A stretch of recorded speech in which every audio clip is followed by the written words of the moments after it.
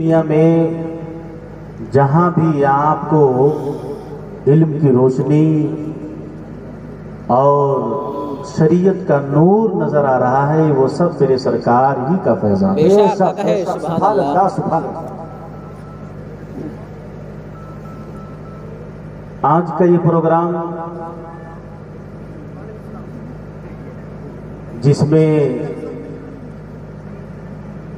ہم اور آپ حاضر آئے، جس آیت کریمہ کی تلاوت کا شرف حاصل کیا، اللہ تبارک و تعالی قرآن میں ارشاد فرماتا ہے وَمَن يَتَوَكَّلْ عَلَى اللَّهِ فَهُوَ حَسْبُهُ وَيَرْزُقُهُ مِنْ حَيْثُ لَا يَحْتَسِبُ۔ جو بندے مومن اللہ پر بھروسہ کرتا ہے اللہ اس کے لیے راستہ نکال دیا کرتا ہے اور اس کے لیے وہاں سے رزق کا انتظام فرما دیتا ہے جہاں سے بندے مومن کا وہم و گمان نہیں پہنچتا، جہاں وہ سوچ بھی نہیں سکتا۔ بے شک حق ہے بے شک۔ اللہ سے ڈرنا اور تقوی اختیار کرنا یہ دلوں کی پاکیزگی کے ساتھ ساتھ ہمارے رزق میں اضافے کا بھی سبب ہے۔ اگر کوئی بندے مومن اللہ پر بھروسہ کرتا ہے اور اس بھروسے کا وہ حق ادا کرتا ہے تو اللہ تبارک و تعالی اس کے رزق میں اضافہ کر دیا کرتا ہے۔ بے شک حق ہے، سبحان اللہ سبحان اللہ سبحان اللہ۔ اللہ کے رسول سرور کائنات صلی اللہ علیہ وسلم ارشاد فرماتے ہیں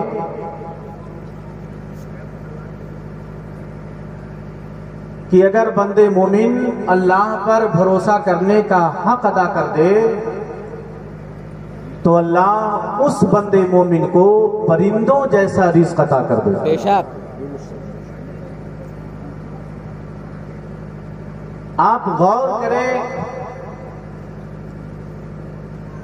تب آپ کو یہ بات سمجھ میں آئے گی کہ پرندوں کا رزق یہ کیسا رزق ہوتا ہے، اور اللہ پر بھروسہ کرنے کا جب بندے مومن حق ادا کر دیتا ہے تو اللہ تعالیٰ اس کے رزق میں کس طرح اضافہ فرما دیتا ہے۔ اگر رزق کے اضافے کے صورت اگر دیکھی جائے کہ کس طرح سے رزق میں اضافہ ہوتا ہے تو ایک صورت تو یہ ہے جس میں اللہ نے فرمایا کہ میرا بندہ مجھ سے ڈرے، میرا تقوی اختیار کرے تو میں اس کے رزق میں اضافہ کر دیتا ہوں۔ اور دوسری صورت اللہ تبارک و تعالی قرآن میں ارشاد فرماتا ہے لئن شکرتم لازیدنکم، اگر کوئی میری دی ہوئی نعمت کا شکر ادا کرتا رہے تو بھی میں اضافہ کرتا رہتا ہوں۔ اور اللہ کے رسول سرور کائنات کی حدیث جو میں نے پیش کی، جو میرے آقا نے فرمایا کہ جب بندے مومن اللہ پر بھروسہ کرنے کا حق ادا کر دے تو اللہ اسے پرندوں جیسا رزق عطا کر دے۔ سبحان اللہ۔ آپ غور کریں تب آپ کو پتا چلے گا ہماری اور آپ کی جو غذا ہے وہ متعین ہے، ہمیں کہاں سے رزق ملتا ہے یہ محدود ہے، اور ابھی اس پر اگر میں روشنی ڈال کر کے سب سے پہلے میں آپ کو یہ بتاؤں کہ اللہ کا کتنا بڑا کرم ہے اور احسان ہے پروردگار کا کہ اللہ اپنے بندوں پر کتنا بڑا کریم ہے کہ جو انسان کی سب سے اہم ضرورت ہے وہ اللہ تبارک و تعالیٰ نے جتنی اس کی ضرورت ہے اس سے زیادہ وافر مقدار میں اللہ نے پیدا کر رکھا ہے۔ اسی لاک ڈاؤن میں سب کو احساس ہوا، سب کو یہ پتا چلا کہ سب سے قیمتی اگر کوئی چیز ہے تو وہ کوئی اور نہیں، وہ آکسیجن ہی ہے۔ آپ اندازہ لگائیے اللہ تعالیٰ کتنا بڑا کریم ہے. ہر آدمی جو یہاں سے وہاں سفر کرتا ہے اپنے گھروں میں رہتا ہے. یہاں جو ہم بیٹھے ہیں جتنی آکسیجن کی ہمیں ضرورت پڑتی ہے اس سے کہیں زیادہ ہمارے پروردگار نے ہمیں انتظام کر رکھا ہے. بے شک سبحان اللہ. اسی لیے اگر ایک چیز آپ ذرا سوچیں, جس طرح ہمیں کھانے پینے کی چیزوں کو ہمیں انتظام کرنا پڑتا ہے, ضرورت جتنی چیزوں کی پڑتی ہے ہم انتظام کرتے ہیں. پہلے ہم نوکریاں کرتے ہیں, پھر ہم مارکیٹ سے خریدتے ہیں, پھر وہ ہمارے گھروں پہ بنتا ہے, پھر ہم اس کو کھاتے ہیں. اسی طرح اگر ایک بندے کو, ایک انسان کو صرف آکسیجن آپ اس کو اپنی پیٹھ پر لگا کر چلنا پڑتا تو آپ بتائیے اس آدمی کا حسن کیسے غائب ہو جاتا. اس کے حسن کا آپ اندازہ لگائیے. اور پھر میں آپ کو یہ پوچھنا یہ چاہتا ہوں تو اللہ تبارک و تعالیٰ کتنا بڑا کریم ہے. سب سے زیادہ جس چیز کی ضرورت انسان کو ہے اللہ تبارک و تعالیٰ نے اس سے زیادہ وافر مقدار میں پیدا بھی کر رکھا ہے, اور اس کے تلاش میں, تتبع میں, اس کے حصول میں کوئی محنت نہیں ہے. آپ یہاں بیٹھے ہیں, جتنی آکسیجن کی آپ کو ضرورت ہے اتنا آپ کو ملتا ہے, اسی لیے آپ کو یہاں بیٹھنے میں کوئی تکلیف نہیں ہے. اسی طرح ہمارے پروردگار میں سب سے زیادہ یہ جس کو ہم کہتے ہیں آکسیجن, اور اس کے بعد جس چیز کی سب سے زیادہ ضرورت پڑتی ہے اس کا نام پانی ہے. اگر پانی کا نام لیا جائے تو اللہ آسمانوں سے بارش نازل کرتا ہے, زمین سے جانتے ہو چشمے اٹھولتے ہیں, اللہ نے بڑے بڑے پہاڑ کو پگھلا دیا, جانتے ہو بڑے بڑے دریا کو بہا دیا ہے. یہ اللہ تبارک و تعالیٰ نے جتنی ضرورت پڑتی ہے اس سے زیادہ مقدار میں اللہ نے ہمارے لیے پانی کا انتظام کر رکھا ہے. پھر اگر کم ضرورت اگر جس چیز کی پڑتی ہے وہ ہے کھانا ہے. پانی سے آدمی مہینوں سالوں زندہ رہ سکتا ہے, مگر سب سے زیادہ اور اس کے بغیر اگر پانی نہ ملے تو صرف چند گھنٹے وہ زندہ رہ سکتا ہے, اس کے بعد اس پر موت واقع ہو جائے. اور سب سے زیادہ جس کی اہمیت کم ہے, جس کو ہم غذا کہتے ہیں, آدمی آج سب سے زیادہ اسی پر محنت کر رہا ہے. آپ اندازہ لگائیں تب آپ کو پتہ یہ چلے گا اللہ تبارک و تعالیٰ نے کتنا کرم فرمایا ہے. جس چیز کی ہمیں سب سے زیادہ ضرورت پڑتی ہے اس کے حصول میں کوئی محنت نہیں ہے, چاہے وہ آکسیجن ہو, چاہے وہ پانی ہو. اب آپ دیکھ لیجئے غذا کی بات آ گئی, رزق کی بات آ گئی, تو ایک بندے مومن کو اللہ پر بھروسہ کرنا چاہیے. اگر کوئی بندے مومن اللہ پر بھروسہ کرتا ہے تو اللہ تبارک و تعالیٰ اسے پرندوں جیسا رزق عطا کرتا ہے. اب پرندوں جیسا کون سا رزق ہوتا ہے وہ میں آپ کو سمجھانا چاہتا ہوں. آپ بتائیے ہماری اور آپ کی غذا فکس ہے, مگر پرندوں کی غذا مختلف ہے. کچھ پرندے کچھ کھاتے ہیں, کچھ پرندے کچھ کھاتے ہیں. ایک پرندہ جس کو ہم اور آپ اپنی زبان میں ہنس کہتے ہیں, اس پرندے کی غذا جانتے ہیں کیا ہے؟ اس پرندے کی غذا خالص موتی ہے, وہ صرف ہیرا کھایا کرتا ہے. آج اگر کسی انسان کو دوا کی ضرورت پڑے, ہیرا خریدنے کی ضرورت پڑے, وہ لاکھوں روپیہ خرچ کر دے, مگر اسے یقین نہیں رہتا ہے کہ جو ہیرا اس نے خریدا ہے وہ خالص ہے کہ نہ خالص ہے. آپ اندازہ لگا لیجئے, مگر لاکھوں کروڑوں کی تعداد میں اسی دنیا میں ہنس پائے جاتے ہیں. صبح و شام ان کے غذا کا انتظام کون کر رہا ہے؟ یہ ہمارا پروردگار کر رہا ہے. اگر جس طرح پرندوں کی غذا کو اللہ نے انتظام کر رکھا ہے, پرندوں کا حال کیا ہے؟ تروح حماسن وہ تغدو بیتانن, صبح کو جب اپنے گھونسلے سے نکلتے ہیں تو وہ خالی پیٹ نکلا کرتے ہیں, اور جب شام کو اپنے گھونسلے میں آتے ہیں تو ان کے پیٹ بھرے ہوئے ہوتے ہیں. آخر میں ایک بات اور بتانا چاہتا ہوں, ہمارے اور پرندوں کے رزق میں فرق ہے. ہم نوکری کرتے ہیں, رزق وہاں سے ملتا ہے. دکان آپ چلاتے ہیں, دکان پہ بیٹھتے ہیں, رزق وہاں سے ملتا ہے. فیکٹریوں میں کام کرنے والے جب ڈیوٹی کرتے ہیں تو رزق وہاں سے ملتا ہے. گویا ہمارے روٹ متعین ہے, ہم کو وہیں سے رزق ملتا ہے, مگر پرندوں کا کوئی سمت متعین نہیں ہے. جب صبح اپنے گھونسلوں سے نکلتے ہیں, وہ جس سمت نکل جاتے ہیں ان کا پروردگار ان کے لیے غذا کا انتظام کر دیتا ہے. تکبیر, نعرہ رسالت, حضرت علامہ غلام حسین صاحب قبلہ, نعرہ تکبیر. غریب تو ہمارا پرندوں جیسا رزق ہمیں بھی عطا کر دے. وہ عطا کرنے کا مطلب یہ ہے کہ اگر ہم بھی اللہ پر کامل بھروسہ رکھیں, یقین کریں کہ رزاق ہمارا پروردگار ہے, تو میں یہ کہتا ہوں جہاں جس طرف تمہارے قدم بڑھ جائیں گے وہیں اللہ رزق کا انتظام فرما دے گا. اگر یہ بات آپ کو سمجھ میں نہیں آئی ہے تو علماء کی جماعت یہاں بیٹھی ہے جہاں اللہ میں رزق کے اضافے کا سبب ایک یہ بھی ہے کہ اگر راہ خدا میں تم صدقہ کرو تو اللہ تبارک و تعالیٰ تمہارے رزق میں اضافہ کر دے گا. آج سب سے بہترین صدقہ کسے کہا جاتا ہے؟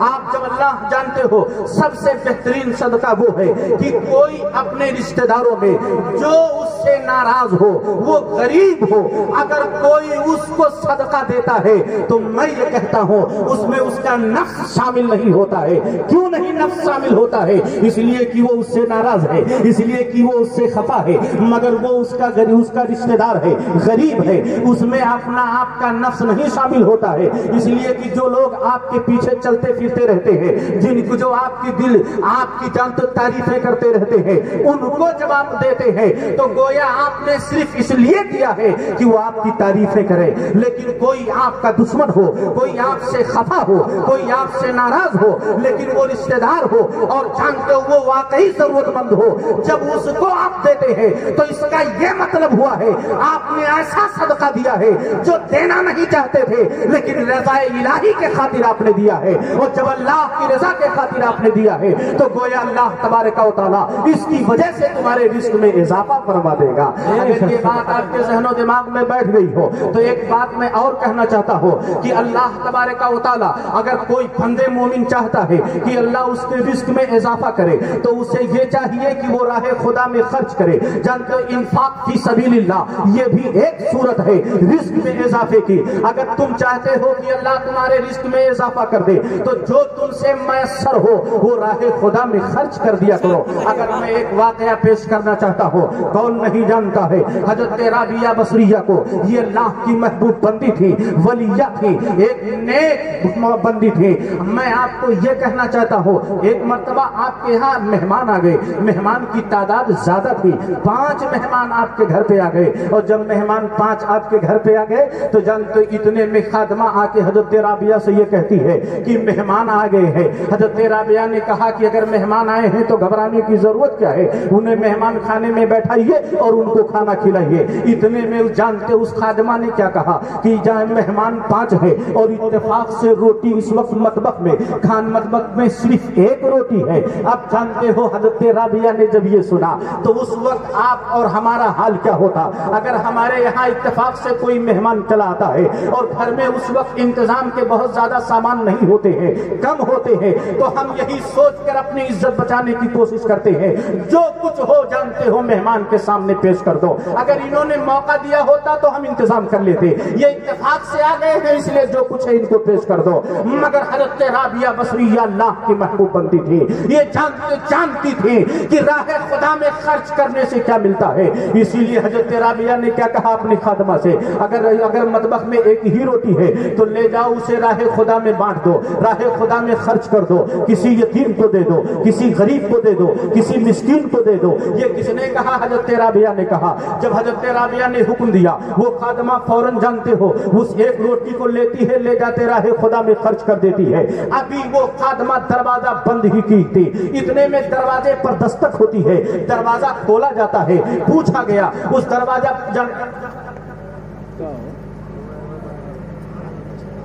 آئیے درود پاک پڑھ لیجیے. اللہم صلی علی سیدنا و شفیعنا حبیبنا قریبنا مولانا محمد المادن الجود والکرم والیہ و بارک وسلم صلاۃ و سلام علیک یا رسول اللہ صلی اللہ تعالی علیہ وسلم.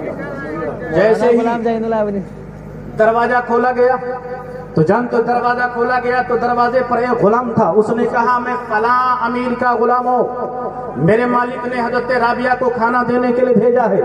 حضرت رابعہ کا جب نام لیا تو خادمہ نے کھانا وصول کیا، یعنی کھانا لیا اور لینے کے بعد حضرت رابعہ کے پاس پہنچ گئی۔ حضرت رابعہ نے کھانا جب کھول کر دیکھا تو اس میں 4 روٹیاں تھیں۔ حضرت رابعہ نے کیا کہا اس خادمہ سے، یہ رابعہ کا کھانا نہیں ہے، لے جاؤ اس غلام کو واپس کر دو اور یہ کہہ دو کہ اس کے مالک نے کسی اور کے ہاں بھیجا تھا، یہ غلطی سے ہمارے یہاں ڈیلیور کرنے کے لیے آ گیا ہے، غلطی سے ہمارے یہاں لے کر پہنچ گیا ہے۔ وہ خادمہ لے جاتی ہے، واپس کھا جانتے ہو کھانا غلام کو دے دیتی ہے، غلام واپس چلا جاتا ہے۔ ابھی دروازہ بند ہوئے تھوڑی دیر پھر گزرا، اتنے میں پھر ایک غلام آ کے دروازے پر دستک دیتا ہے اور دروازہ پھر کھولا جاتا ہے تو دیکھا گیا ایک دوسرا غلام ہے، وہ بھی کھانا لیے ہوئے ہے۔ حضرت رابعہ سے جانتے گھر پہنچا ہے اور اس نے یہی کہا کہ میں فلاں رئیس کا غلام ہوں، میرے مالک نے رابعہ کو کھانا دینے کے لیے بھیجا ہے۔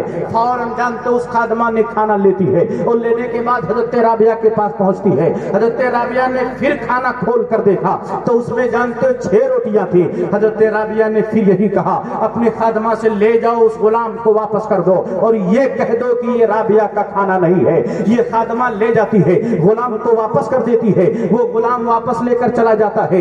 تیسری مرتبہ جب دروازہ بند ہوتا ہے پھر تھوڑی دیر کے بعد دروازے پر دستک دی جاتی ہے، پھر دروازہ کھولا جاتا ہے، دروازے پر ایک تیسرا غلام حاضر ہے اور جب غلام تیسرا جب حاضر ہوا اس سے پوچھا گیا کون ہو، کہا میں فلاں شخص کا غلام ہو، میرے مالک نے رابعہ کو کھانا دینے کے لیے بھیجا ہے۔ اتنے میں جانتے ہو پھر وہ خادمہ کھانا لیتی ہے اور لینے کے بعد حضرت رابعہ کے پاس پہنچ جاتی ہے۔ حضرت رابعہ کا معمول تھا چونکہ کھانا دیکھتی تھی، پھر کھانا جب کھول کر دیکھتی ہے تو اس میں 10 روٹیاں تھیں۔ اس وقت حضرت رابعہ نے اپنے خادمہ سے کہا ہاں یہ رابعہ کا کھانا ہے، اب لے جاؤ مہمانوں کو شکم شیر کھانا کھلا دو۔ وہ خادمہ تھوڑی دیر ٹھہر جاتی ہے اور ٹھہرنے کے بعد اس نے یہی کہا اے رابعہ وہ 2 لوگ جو پہلے آئے تھے جن کو واپس کر دیا گیا تھا وہ لوگ بھی یہی کہہ رہے تھے، 4 روٹی والا غلام تھا، 6 روٹی والا غلام تھا، اس نے یہی کہا تھا کہ میرے مالک نے رابعہ کو کھانا دینے کے لیے بھیجا ہے لیکن آپ نے دونوں کو واپس کر دیا۔ تب رابعہ نے یہی کہا 4 روٹی والا کھانا میرا نہ تھا، 6 روٹی والا کھانا میرا نہ تھا، اس لیے کہ چونکہ میرے رب کا وعدہ ہے اگر راہ خدا میں کوئی ایک خرچ کرتا ہے رب کم دے گا تو کم سے کم 10 گنا عطا کرے گا اور اللہ زیادہ دینے پہ آئے گا۔ واللہ یضاعف، اللہ اتنا بڑھا کر دے گا کہ آدمی سوچ بھی نہیں سکتا ہے۔ تکبیر، نعرہ رسالت، حضرت علامہ غلام حسین صاحب قبلہ، نعرہ تکبیر۔ اس لیے رزق میں اضافے کا سبب آپ نے یہ دیکھا جس کو کہا جاتا ہے انفاق فی سبیل اللہ، اللہ کے راہ میں خرچ کرنے سے اللہ تبارک و تعالیٰ بڑھاتا ہے، کبھی اس میں کم نہیں ہوتا ہے۔ آج دنیا کے حساب داں سے پوچھ لیجئے، دنیا کے اکاؤنٹنٹ سے پوچھ لیجئے کہ وہ مال جس مال سے خرچ کیا جائے وہ مال کم ہوتا ہے، وہ بڑھتا نہیں ہے۔ لیکن میں یہ کہنا یہ چاہتا ہوں اللہ کے رسول سرور کائنات فرماتے ہیں اور رب کا فرمان ہے کہ جو راہ خدا میں خرچ کرے اس میں اللہ تعالیٰ بڑھاتا جاتا ہے، وہ کم نہیں ہوتا جاتا ہے۔ اگر آپ کچھ سال پہلے کی بات میں کر دوں، ایک بات